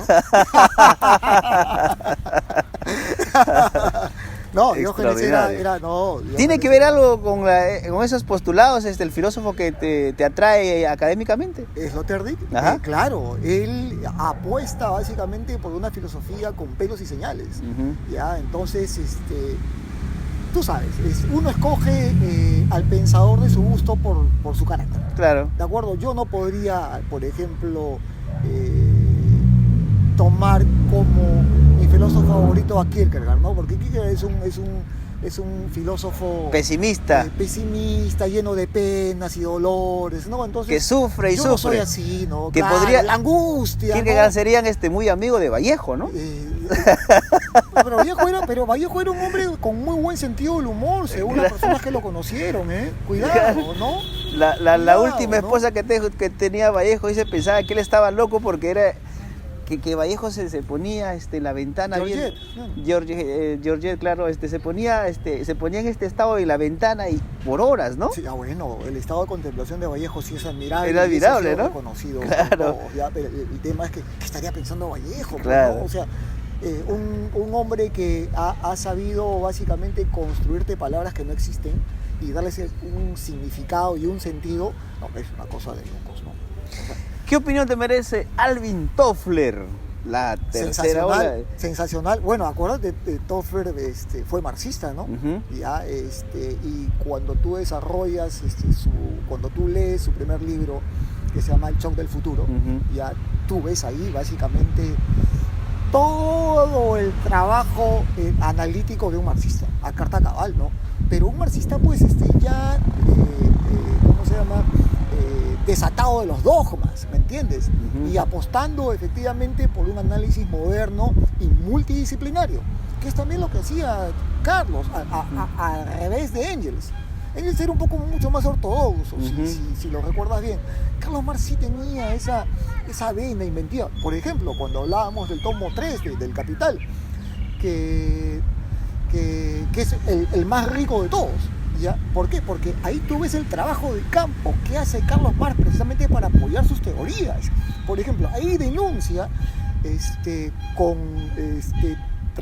trabajos estadísticos cuántos niños trabajan en la fábrica tal, cuántas mujeres en estado de embarazo trabajan en la fábrica tal, cuántos hombres de 40 años trabajan en la fábrica tal, cuántos de 30, cuántos de 20, cuántos niños. Alucina el trabajo que hizo Carlos Marx. Claro. No, increíble. Claro. No, o sea, en ese sentido, Charlie se pasó, claro. ¿No? Un trabajo estupendo. Y ese es un trabajo que precisamente luego se toma la sociología moderna. No creas que son los positivistas quienes imponen el trabajo de campo como método para trabajar la sociología. Ya Carlos Marx ya lo había desarrollado en su momento. La famosa categoría de la alienación, pues es interesante lo que... Bueno, pero ese es un trabajo de escritor. Claro. A lo que yo voy son los trabajos de campo que precisamente hace Marx. Es decir, trabaja la realidad empíricamente, trabaja con data empírica y luego recién formula las teorías para la solución de los problemas sociales. Y ahí pues la praxis, ¿no? Exactamente. Y ahí la praxis. No, o sea, en ese sentido... Y ahora, el tema es que ese tomo, muy pocos marxistas lo han leído. Todos se han arriesgado. Lo difícil que es leer el primer tomo, Ricardo. Claro, mira, es que la mayoría... Si no maneja categorías se pierde, pues. De acuerdo. El tema es que pero el hecho de que sea difícil no quiere decir que sea pues un laberinto, hay que hacerlo. No. Y hay muchas veces que desanimamos con esa palabra difícil. Yo invito a que todos lo lean para poder entender. Hay que releerlo. Después del 2009, me parece, después de la crisis mundial, de la caída en el mundo, todo el mundo volvió a releer a Marx. Era necesario. Derrida ha escrito un libro sobre Marx. Rochabrún en Católica, amigo mío, ha escrito un libro que se llama Para leer a Marx. Carlín ha escrito un libro también relacionado con el marxismo y la manera moderna de interpretarlo y desprejuiciada de releer a Marx. Claro. De releerlo. La interpretación es subjetiva, ¿de acuerdo? Ya. Obviamente tú tienes que manejar algunas categorías, conceptos muy importantes dentro del marxismo, pero obviamente hay que releer a Marx porque si en este momento el mundo se mueve a partir de criterios estrictamente economicistas, el marxismo entonces por lo tanto es vigente, pues. Claro. Porque uno de los puntales de análisis del marxismo es precisamente el análisis de la economía. A ver, claro. Claro.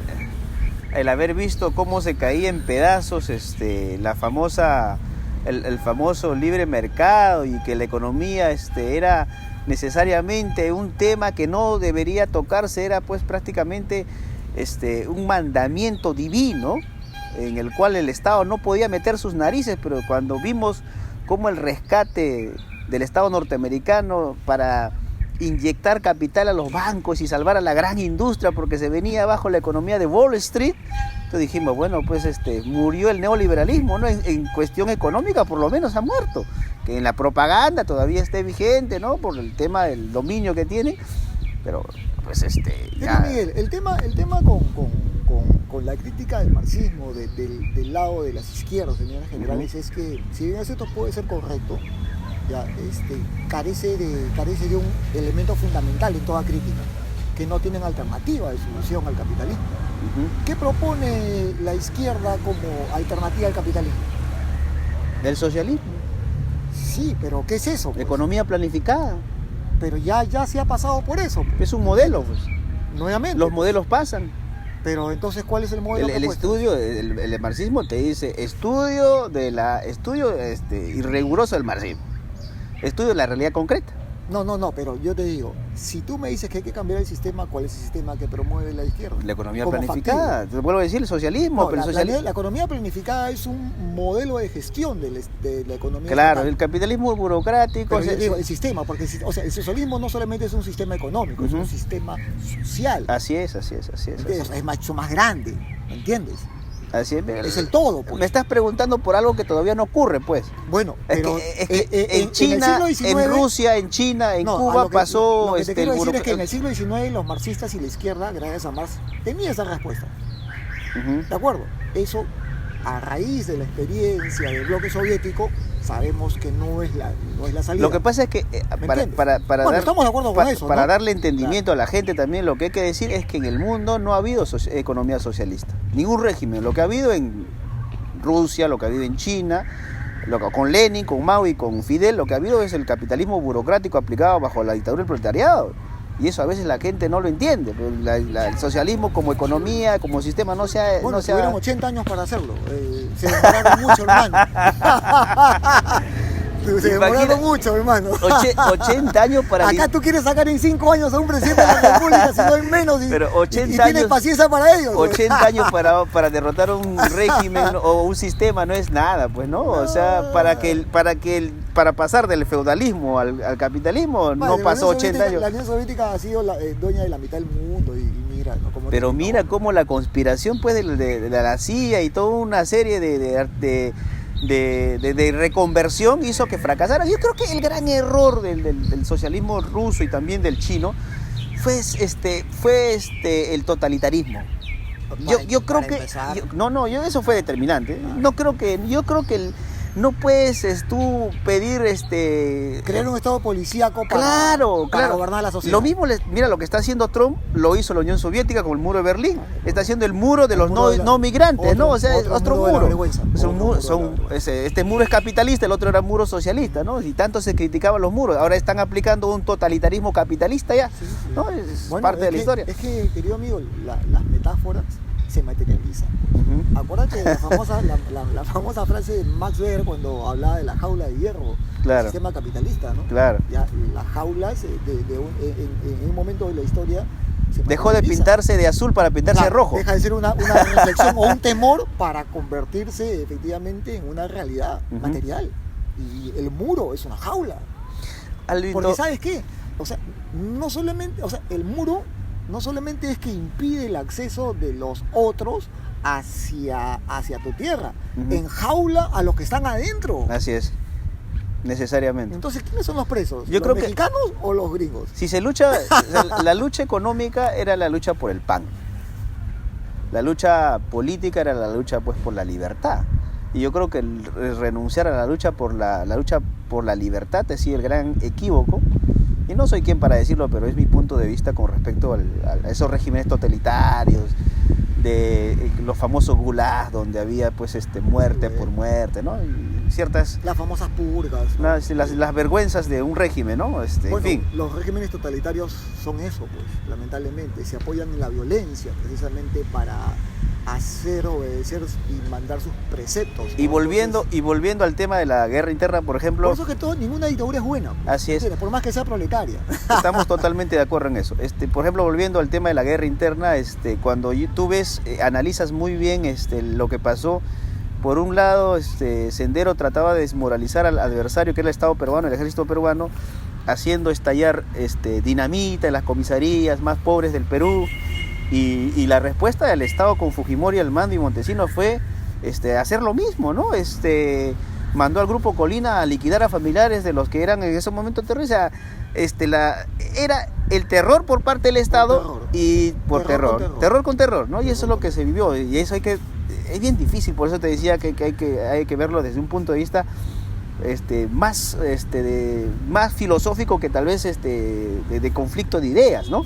Porque tratar en cualquier sistema siempre se ha tratado de someter. Mira la invasión española, mató más que los nazis a los judíos.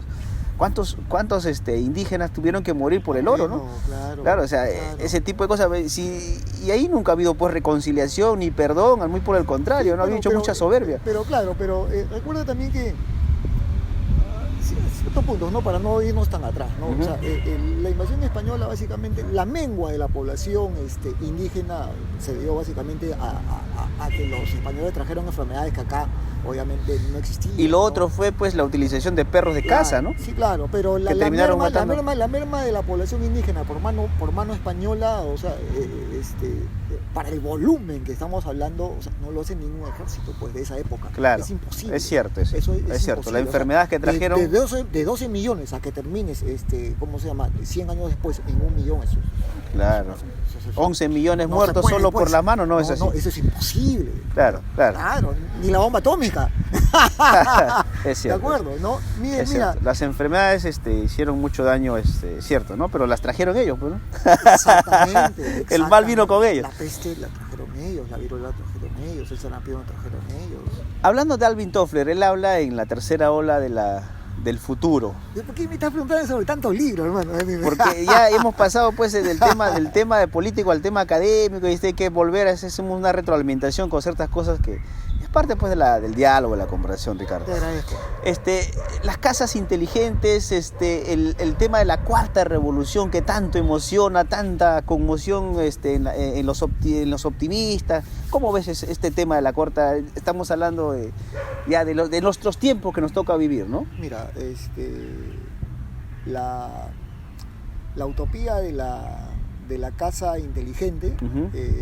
También la desarrolla este magnate de la tecnología informática ya fallecido, Bill Gates. Claro. O Steve Jobs, ¿será? Porque Bill Gates... No, Gates. Pero Bill Gates está vivo. Entonces... Steve Jobs. No, Gates es el que dice eso. Muy bien. ¿Ya? A él le preguntan en una entrevista cuál es su utopía. Uh-huh.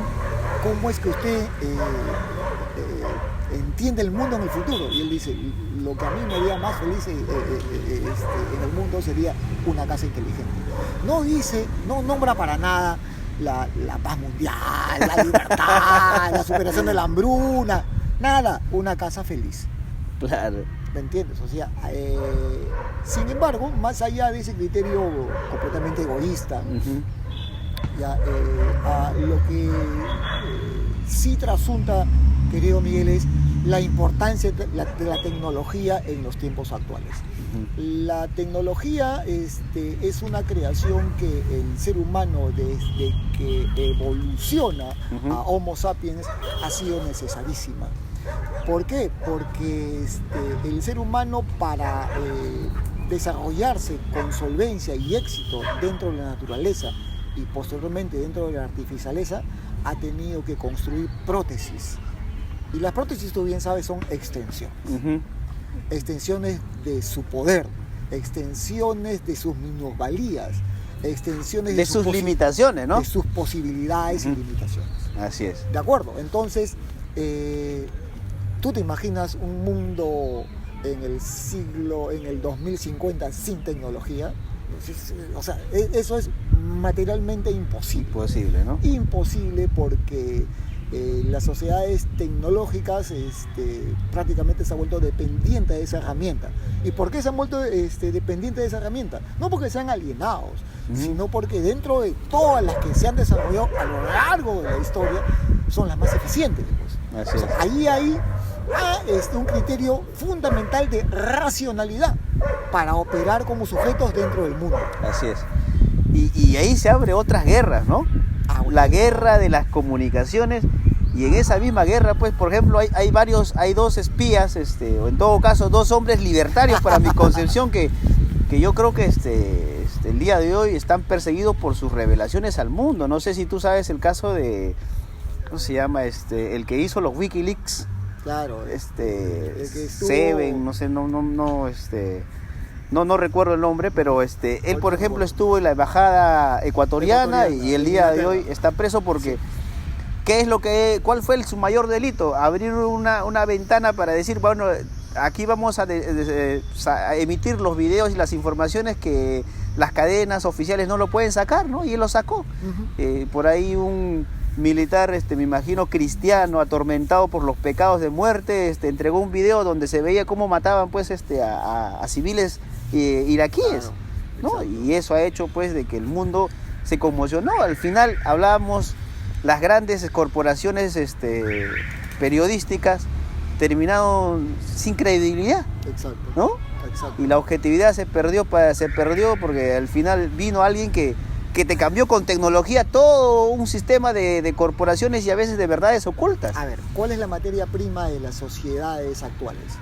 ¿Es el capital como lo entendía Marx en su momento? No, es el conocimiento. Sí, pues, pero ya ahí se habla del cognitariado, el que habla Alvin Toffler, ¿no? Exactamente. Entonces, si esa es la materia prima o el elemento más valioso de la economía postcapitalista, entonces que no te quepa la menor duda de que conflictos y guerras van a existir, porque la información es lo que más valor se le da. Claro, y tal vez ya no sean físicas, y tal vez ya no sean físicas, sino virtuales, ¿no? Claro, como las que están existiendo. Exactamente. El gran tema es que para tú tener el acceso correcto a la información tienes que saber distinguir entre lo que es una verdad y una mentira. Claro. De acuerdo. Y esa es la razón por la cual, nuevamente, y ahí ya te traigo el criterio de Sloterdijk, es que en una sociedad donde impera la razón cínica es cada vez más difícil distinguir el valor de las cosas, teniendo en cuenta de que el valor fundamental de las sociedades postcapitalistas es la información. Esa información que nosotros manejamos es en principio real, es verdadera, es eficiente. Cuánto más eficiente en relación a las demás. Así es. Son cosas que hay que responder. Exacto. Y lamentablemente los sistemas educativos no están operando en relación con esa contingencia. ¿Me entiendes? Por ejemplo, en los sistemas educativos de América Latina, para empezar, que es lo que más conozco, no se están generando la posibilidad de desarrollar liderazgos cognitivos. ¿Me entiendes? Aún seguimos básicamente con un sujeto operador y distribuidor de conocimiento, que es el maestro. El maestro es el que todo lo sabe en el aula. Y ya no, pues, o sea, el sujeto con saber enciclopédico en las sociedades postcapitalistas o en las sociedades de conocimiento es un vejete, es un vejestorio, es un sujeto anacrónico, descontextualizado, ¿me entiendes? Hoy en día tú apretas un botón y todo lo que quieres saber respecto a una información general, ya está en la máquina. Entonces, ¿qué es lo que tú tienes que construir o desarrollar como recurso? Cuenta de que estamos avanzando. De ese valor que se llama conocimiento. Un líder cognitivo, que sea un encaminador. ¿Cuál es el perfil? Tú me estás hablando ya casi llegando al niño índigo, que tiene características de un niño que ya no es el niño del siglo 20, el niño índigo tiene desarrollado ciertas habilidades. ¿A qué te refieres con el desarrollo cognitivo en el liderazgo de un individuo? Liderazgos cognitivos significan básicamente personas que no sabiendo todo lo que en este momento se desarrolla como parte de lo que llamamos conocimiento, sí tengan las habilidades estratégicas para saber encaminarse hacia la búsqueda de la verdad. El tema con la máquina es que es un enorme archivo. Es un océano. Y entonces ya el tema no es memorizarte todo ese banco de información, sino saber buscar, saber encontrar caminos más eficientes, más eficaces para precisamente el encuentro de ese conocimiento que tú lo necesitas. Que te puede resolver en instantes. Entonces, ¿qué es lo que tienes que empezar a aprender? Básicamente, estrategias. tácticas, Ujú. formas de know-how. Ya estás en esa onda del know-how, ¿no? Pero Muy- es que, querido amigo, sin saber cómo, acuérdate que Lenin siempre preguntaba, ¿no? el qué hacer, ¿no? El qué hacer. Interesante. Vamos a dejar un poco el lado académico para pasar el arte. ¿Qué es lo que te sorprende? ¿Cómo has visto? He visto, por ejemplo, dentro de los pintores en el mundo, estamos en una extinción de artistas. ¿Qué dentro de los que han pintado han podido describir lo que nos asombra, ¿no? Lo que nos deslumbra, lo que nos impresiona? ¿Qué es lo que dentro del arte te ha fascinado a ti el ver el trabajo artístico de los pintores, por ejemplo? A mí me encanta el trabajo de Tilsa Tsuchiya, por ejemplo, ¿no? Esa pintora supana sensacional, ¿no? Y que lamentablemente en el país nadie ha seguido su forma de trabajar el lienzo, ¿no? Yo entiendo que Tilsa es un sujeto de su época, ¿de acuerdo? Pero la manera como ella trabaja el lienzo ha sido irreplicable por las generaciones que le han sucedido y eso es lamentable, ¿no? Lo mismo ocurre con los trabajos de Núñez Oreta, por ejemplo, ¿no? Sobre todo en el momento de hacer los trabajos con lápiz, ¿entiendes? Ahora Hablando de Supe, ahí hay una poetisa, Blanca Varela. Te cuento. Pero ella no es supana, ¿eh? No, te cuento, Ricardo, nunca logré encontrar el puerto que ella describe. Es que, a ver... Eso es increíble, ¿no? No sé te si a ti cuento te... la anécdota, A ver, sí, a ver. te cuento la anécdota. Blanca Varela ya había terminado su poemario Ujú. que se llamaba Porto Supe. Ajá. Claro. Ahora, ¿por qué Porto Supe?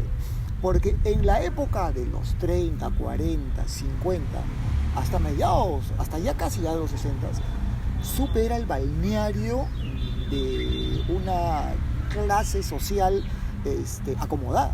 Ujú. Allí iban Tradicionalista, iban claro. los Dahmer, los de Negri. O sea, Ujú. la gente que tenía dinero iba a Como hacer ahora va playa, hacia. como van hacia, Ajá. antes era el norte, ¿de acuerdo? Y Supe- antes fueron Ancón, ¿no? Así van cambiando de lugares Exactamente. los ricos Sí, y sí. pudientes del Sí, país. ya. Bueno, enhorabuena, porque si no, imagínate, ¿no? ¿Cómo sería, claro? Porque si no, Supe no hubiera sido inmortalizado un Ah, poema claro. tan, un Tan poemario hermoso, ¿no? tan lindo como el de Tú Blanca has Varela. logrado, yo buscaba ese atardecer en Supe, no lo he encontrado, Es porque bueno. tal vez estaba en otra época, Claro. ¿no? Entonces, ella se encontraba en México y ya dispuesta precisamente a publicar su primer poemario, pues es su primer poemario, se encuentra con Octavio Paz. Mira Ujú. con qué se encuentra, ¿no? Mira con la gente que Claro. cantaba. Premio Nobel mexicano. Tremendo, ¿no? Ujú. Tremendo poeta, ¿no? Y le dice, Octavio, ya tengo mi poemario. ¿Así? ¿Cómo se llama? Se llama Porto Supe. Porto Supe. Pero Blanca le dice, ese nombre no es poético. Y él le responde, pero Octavio, ese puerto existe. Ahí está, ese es el nombre. No lo sabía, ahí está. Ah, extraordinario. Esa es la anécdota. Ay. Ahí está, ese es el Ese es el nombre. Y ese puerto existe. Ese puerto existe, Y ¿no? ese puerto existe. Y ese puerto existe. Mm, Linda, la anécdota es linda. ¿Ya? es extraordinario. No, Octavio. Guernica, ¿qué te parece? El Guernica, Ajá. conmovedor, ¿no? Conmovedor. Estamos hablando de la Guerra Civil Española. Claro. ¿no? Estamos hablando de la Guerra Civil Española que fue precisamente el espacio de ensayo para lo que posteriormente vino a ser la Segunda Guerra Mundial, ¿no? Ujú. Ya, o sea, todas las armas que tú luego viste en la Segunda Guerra Mundial se hicieron Se en la emplearon Guerra Civil ahí. Española, sí. ¿Qué te pareció Terrible, terrible, ¿no? Tú veías ahí a la Wehrmacht luchando contra los republicanos. Tú veías a los paracaidistas alemanes del ejército nazi combatiendo contra los No, a lo que me republicanos. refería era el Y artista. nadie dijo nada. Claro. No, lo que yo me refería dentro del arte era cómo alguien puede describir con tanta similitud un pasaje, ya sea luctuoso o sea de alegría, cómo puedes conceptualizar tú espiritualmente y con las habilidades que la naturaleza te da como para sacar eso, ¿no? Pero es que ese es el arte, pues el arte no tiene una explicación stricto sensu racional, ¿no? Es lo que te suscita, ¿de acuerdo? Y el Guernica es un cuadro conmovedor, es un cuadro trágico, ¿no? Es un cuadro que con detalles descarnados de la condición humana, ¿no? Ya, eso es. Pero lo eso particular es que como yo soy un quechua hablante, digo Guernica. Sí, bueno, ya, pero normal. Yo me los siento... españoles son bien cojonudos cuando también quieren hablar el inglés, ¿no? Así es. No, pero yo me siento muy mal y a propósito. Pero yo me siento muy orgulloso de ser un quechua hablante. Muy bien, te felicito. Mi abuela también era quechua hablante, claro. mi abuela materna. Y es tan dulce este idioma. Era arequipeña. ¿Qué te parece vamos a hablar de nuestros personajes ilustres. ¿Qué te parece Alfredo Torero? Dicen que él fue el creador, es el peruano más conocido en el mundo porque fue el creador del proto quechua, que lo encontró justamente en esta zona entre Yauyos, Huarochirí, esta zona, el famoso proto quechua que es... Chancay, de Chancay al Santa. Bueno, Alfredo es el antropólogo ahora. ¿Por qué en Huacho, Alfredo, no lo vemos como lo que merece verse, ¿no? ¿Por qué no dejamos por ejemplo, por qué no dejamos de admirar a personajes tan insulsos? Porque querido Miguel, pero... Ten cuidado con lo que vas a decir, porque por ahí un doctorcito que fue alcalde dijo, en Huacho la gente no lee. No, de ninguna manera. Yo no quiero tratar a la gente ignorante porque cada uno ya con su asunto. No, sino que yo veo que es tan grande intelectualmente Alfredo Torero que no merece pasar por el olvido, ¿no? Sí, mira... Miguel, yo he regresado a Huacho después de mucho tiempo. Yo ya tengo viviendo aquí 1 año, 4 meses. Y hay cosas que no solo en Huacho, sino en el país nunca cambian. Y Huacho es la réplica en pequeño de lo que sucede en el gran monstruo llamado, en esa horrible criatura llamada Lima. Ajá. ¿Qué cosa es? Huacho, al igual que Lima y el Perú, son muy ingratos con sus grandes hombres. Son muy ingratos. Alguien dijo, así como los políticos son el reflejo de la sociedad, es lo mismo. El olvido de los académicos es el reflejo de una sociedad ignorante. ¿Qué opinas sobre el tema? Es un término fuerte, ¿ya? Pero la ignorancia a la que tú te estás refiriendo, creo yo, está bien dicha siempre y cuando lo entendamos como ignorancia supina, ¿no? Esa ignorancia voluntaria, ¿no? A propósito, ¿no? Ya, necia, ¿no? De que a pesar de que puedes saber informarte adecuadamente, renuncias a ello. En todas las bibliotecas del mundo está la obra de Alfredo, ¿no? O sea, Alfredo, ese trabajo lo escribió su tesis, eso fue su tesis de grado. Un lingüista y un incansable investigador. En Francia, alucina, o sea, y tú sabes la fama de la tradición de los exámenes de tesis en la Sorbona, claro. ¿No? Son, ¿cómo se llama? Te acribilla. ¿Me entiendes? ¿Sabes a qué se asemeja? Al motor alemán, que tiene que haber una sincronización, una perfección. Exacto. Tan perfecta que ese es el examen de la Sorbona. Rigor en el desarrol de la originalidad tesis, y tiene que haber tienes que ser formidable en la retórica. Exacto. Si no conjugas esos dos elementos en tu exposición en tu trabajo de tesis, estás muerto. No apruebas. ¿De acuerdo? Eso me lo contó Hugo Neira, por ejemplo. Eso es como pasar un curso castrense para ser para ser un militar de élite. Y en la época, en los 60 estamos hablando, o sea, mira con quiénes. En el desarrollo de las ciencias sociales, que era el boom, ¿no? O sea, Alfredo pues ha conocido pues a gente como Foucault, Borges, Alan Turán, o sea. Oye, hablando de Foucault, me has hecho acordar a nuestro mutuo amigo Josué Barrón. Y él hablaba de que Foucault, dentro de sus tesis filosóficas, había desarrollado ya la superación. Bueno, no sé si me estoy equivocando, pero había desarrollado ya había disuelto esa contradicción que tenemos en el tema de las clases sociales, la lucha de clases sociales. ¿Qué te parece Foucault a ti? Para empezar, Foucault no es un marxista, ¿eh? Por supuesto Foucault que no. Es un postestructuralista, ¿de acuerdo? Es una escuela que dentro de un grupo de académicos de la Europa continental, Foucault fue uno de sus más preclaros expositores. Pero Foucault, para analizar la sociedad, básicamente... es casi como Nietzsche, ¿no? Porque un poco, pero en cuanto de eso. En cuanto a la relación del hombre con la verdad y el conocimiento. Cuidado.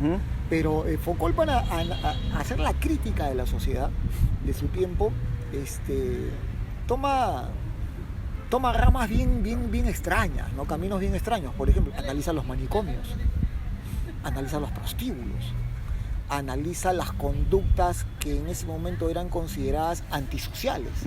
¿Me entiendes? Los homosexuales, las prostitutas. ¿De acuerdo? Acuérdate las minorías reprimidas en una sociedad. ¿De acuerdo? Y entonces él, en base a eso, a ese análisis en principio de coyuntura, empieza a hacer toda una arqueología del saber. Es decir, pero empieza desarrollando un trabajo inductivo para luego terminar en un trabajo deductivo. Muy interesante. Ahora, la analogía con Nietzsche, que dice que niega, por ejemplo, Nietzsche niega el progreso, ¿no? Para Nietzsche no existe el progreso. Que el ser humano no progresa, muy por el contrario, involuciona. Porque sus instintos primarios siempre reaccionan ante una situación límite, ¿no? Sí, pero entonces, yo no sé quién dice eso, pero yo que me precio de haber leído a profundidad a Nietzsche, y yo te digo que Nietzsche que tú me dices no es Nietzsche. Nietzsche es el filósofo de la voluntad del poder, ¿no? Ya pero niega el progreso, pues, como esencia. No, lo que él niega es el progreso de la sociedad, cuya moral está preñada y gravia de cristianismo y moral de humildad. Esa sociedad, dice Nietzsche, imposibilita la posibilidad del crecimiento del superhombre y la aparición de gente que pueda transformar el mundo. ¿De acuerdo? ¿Por qué? Porque Nietzsche, análogamente a lo que hacía Marx, si Marx analiza la estructura de la sociedad de su época, Nietzsche analiza el aparato metafísico de la sociedad occidental y la destroza, ¿no? La destroza, ¿no? Así es. Y de ahí la otra parte de la tríada es Freud, pues. Freud psicoanaliza la sociedad de su época, diciendo que básicamente los impulsos primarios por los cuales está gobernado las sociedades occidentales imposibilitan la posibilidad del desarrollo. Pero es a partir de un diagnóstico que era pesimista de ambos en relación a lo que vieron, pero obviamente ellos también trabajan factores de idealidad para pergeñar un futuro mejor en la sociedad. Ningún filósofo pues es al 100% pesimista, solamente Kierkegaard puede ser uno de ellos. ¿De acuerdo? Que te decía, lo único que nos queda es la angustia, si es que piña eres, ya estás arrojado a esa realidad, ¿no? No, pues, no, Nietzsche no. Nietzsche te dice, el poder está en el individuo. Porque tú sabes que él no era socialista, los consideraba arañas piojosas. Claro. Me has hecho recordar a la obra de Frantz Fanon, Los condenados de la tierra, ¿no? Claro, en realidad el gran Fanon. En realidad es el manejo del impulso, ¿no? Pues, llega un momento donde el ser en sí busca la libertad que a veces ni el mismo ser lo entiende, pues, ¿no? ¿Qué es la libertad? ¿Cómo conceptualizas lo que decía Platón, ¿no? La libertad es de los dioses, ¿no? Allá, claro. ¿No? Allá la verdadera libertad, el verdadero amor está con los dioses. Lo que nosotros tenemos es una imitación de libertad, ¿no? Claro, es que, recuerda, ese concepto que tenía Aristóteles es obviamente un concepto que viene también de su contexto. Un contexto en el cual no existía libertad, pues. ¿De acuerdo? Punto uno, ni siquiera los nobles se sentían libres, porque obviamente ellos dependían de la voluntad de los dioses. Es decir, ellos ya tenían su suerte escrita, el destino, pues. ¿De acuerdo? El destino. Y el tiempo Es decir, la metafísica griega no es la metafísica occidental que tú y yo conocemos, Claro, que es claro. el tiempo lineal, era el tiempo cíclico. Así es. Es un corsi, ricorsi, un ir y venir. Si tu mundo fue desgracia, vas a reencontrarte nuevamente con la desgracia una vez que mueras, y así, esa rueda de Sansara que no tiene tiempo y no tiene fin, ¿no? No, esas cosas son lindas, pero nuevamente, si las tomamos literalmente, obviamente, pues tú dices, guarda, ¿no? Cuidado, ¿no? Aristóteles sirve para muchas cosas, pero obviamente para filosofar sobre la libertad no. O sea, ningún griego puede darte clases en estos momentos sobre lo que es la democracia o la libertad, porque obviamente los griegos, en punto uno, no eran demócratas y no creían en la libertad. Pregúntale si es que estarían dispuestos a... Bueno, los griegos esclavos, sabios, ¿no? Los griegos sabios. Todos los griegos, o sea, los griegos en líneas generales apostaban por una forma de gobierno que definitivamente no era la democrática. Ni Aristóteles, ni Platón, ni Plotino, que son los más conocidos y que reflexionaron respecto a las formas de gobierno, pensaban que la democracia era el mejor de los gobiernos. Ellos siempre apostaban que era la aristocracia.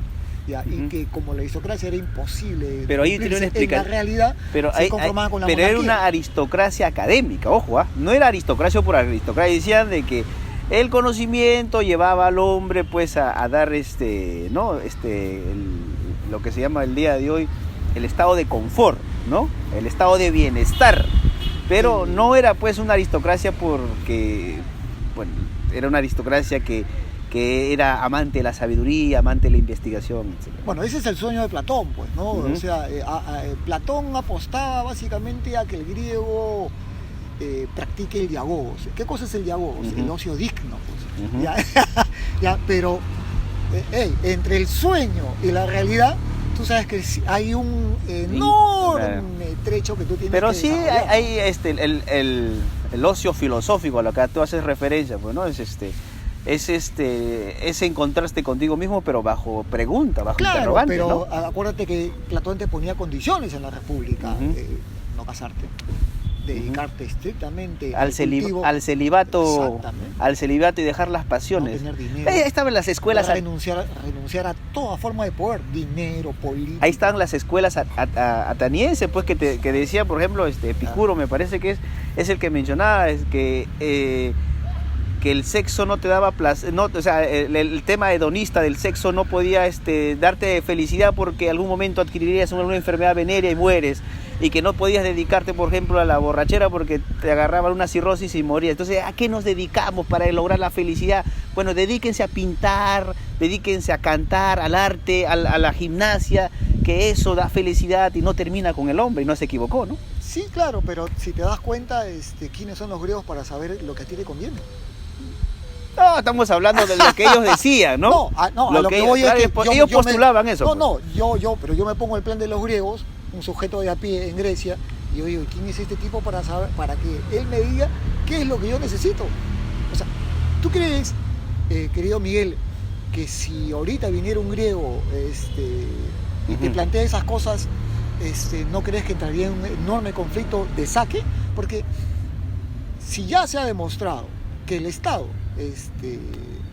no sabe en líneas generales lo que quiere su población, menos un individuo, pues, ¿no? O sea, por más sabiduría que tenga. Por más sabiduría que tengas, o sea, Muy bien. porque eso también, nuevamente, restringe tu libertad. Para terminar esta entrevista, Ricardo, ¿qué sabes de los famosos panfletarios latinoamericanos? ¿Qué sabes de, por ejemplo, de Martí? ¿Qué te parece Martí en un grano de maíz se puede esconder toda la gloria? ¿Qué te parece Martí como ideólogo de la independencia? A Martí lo he leído poco, te estoy sincero. Ya sé que fue uno de los ideólogos de la revolución independentista en Cuba. También influyó mucho en Puerto Rico en aquella época. Pero si me hablas de panfletarios, yo recuerdo uno porque yo estuve precisamente en la presentación del libro. Estaba el hijo de Vargas Llosa, Álvaro, estaba fue el profesor de Derecho, el gordo, el que escribió junto con Hernando de Soto, El Oro Sendero. ¿Te acuerdas de él? Eresi.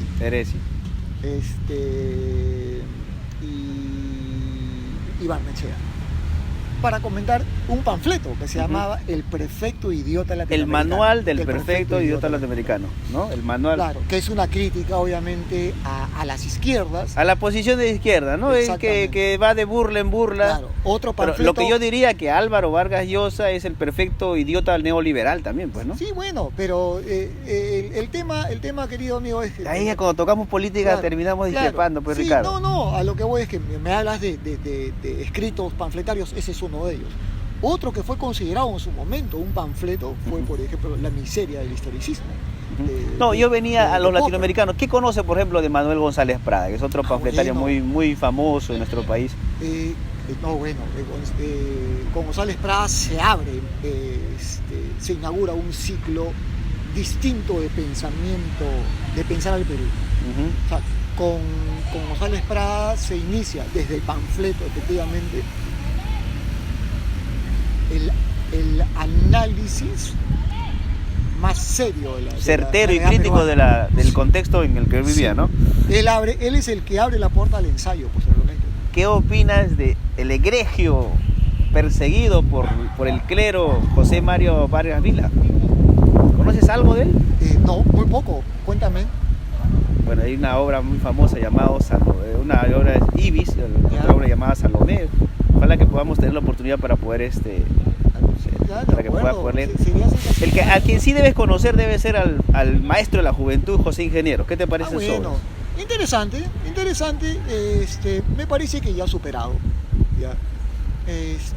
Muy pocas cosas de él, por ejemplo, yo lo disfruté en la escuela, Ujú. salvo por la obligación de leer uno de sus Hay libros. una obra indispensable llamada El hombre mediocre, El hombre, ¿no? claro, ya, pero más allá, como te digo, del título eficaz de la obra, yo creo que Ingenieros y su visión de la ética en Ujú. sociedad ya ha sido superado, ¿no? Ha sido superado por muchos factores. La sociedad de Busca un ingenieros- ser que no Exactamente. no hay, ¿no? Pero hace una buena crítica a la rutina. pero- Por ejemplo, él habla de tres tipos de hombres, ¿no? El hombre superior, el santo, el héroe. El hombre mediocre, que es el hombre que está acostumbrado a la rutina, la hipocresía, al servilismo. Y el hombre bajo que está atado, pues, a sus pasiones, Es ¿no? que, querido mío, el tema es que desarrollar ahorita arquetipos, Ujú. ya, como modelos a seguir, Pero por la el mayoría bombero en la el sociedad. bombero de Huacho es un arquetipo que está a punto bueno, casi ha perdido la vida por Sí, pero entregar. dime cuántas personas están dispuestas a tener el destino de ese bombero. Ricardo, la cámara nos está diciendo de que la memoria ya de la cámara se nos va. Te Muchísimas agradezco, gracias. Te agradezco. Hemos podido entre saltos ir dialogando varias cosas. Como naturalmente pasa entre dos personas, no nos podamos a poner de acuerdo a ciertos puntos, No, pero es natural. Pero te agradezco mucho que me hayas seguido. Ya era necesario ir tener una entrevista de este nivel, y muchas gracias. A ti, querido Miguel. Muchísimas gracias. Estimados amigos, también agradecer por su paciencia, y ahí a ustedes podrán sacar sus propias conclusiones con respecto, pues, a esta entrevista, y tratamos de hacer el máximo esfuerzo por distinguirnos de la otra información que a veces tanto gusta, pero que a veces no nutre como es la entrevista entre política, académica y cultural. Muchísimas gracias por su atención. Con nosotros será hasta una próxima oportunidad.